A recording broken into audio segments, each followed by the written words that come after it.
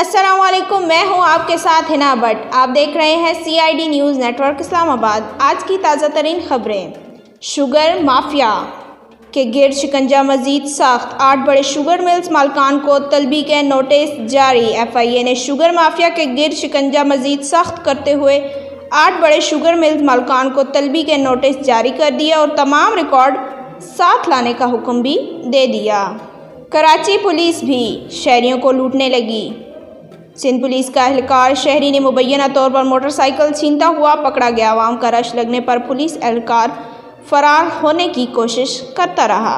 پاکستان اور افغانستان میں بیک وقت انسداد پولیو مہم کا آغاز۔ پاکستان اور افغانستان میں بیک وقت انسداد پولیو مہم کا آغاز کر دیا گیا ہے۔ ہائی رسک ایریاز میں 5 جبکہ دیگر علاقوں میں 3 روزہ مہم چلائی جائے گی۔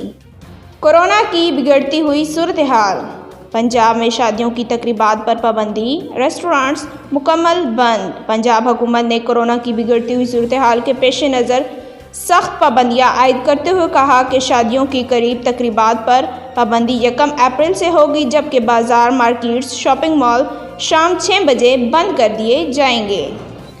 Corona lock down. اسلام آباد میں ہر طرح کے عوامی اجتماع پر پابندی عائد۔ وفاقی انتظامیہ نے شہر کے مختلف علاقوں میں لاک ڈاؤن کا فیصلہ کرتے ہوئے دکانیں، شاپنگ مالز، ریسٹورنٹس اور دفاتر بند رہنے کا نوٹیفیکیشن جاری کر دیا ہے۔ امریکہ میں بڑا کورونا فراڈ سامنے آ گیا، سینکڑوں مقدمات درج۔ کورونا وائرس کی وبا سے سب سے زیادہ متاثر ہونے والے ملک امریکہ میں بڑا کورونا فراڈ سامنے آ گیا اور سینکڑوں امریکیوں پر مقدمات درج کیے گئے ہیں۔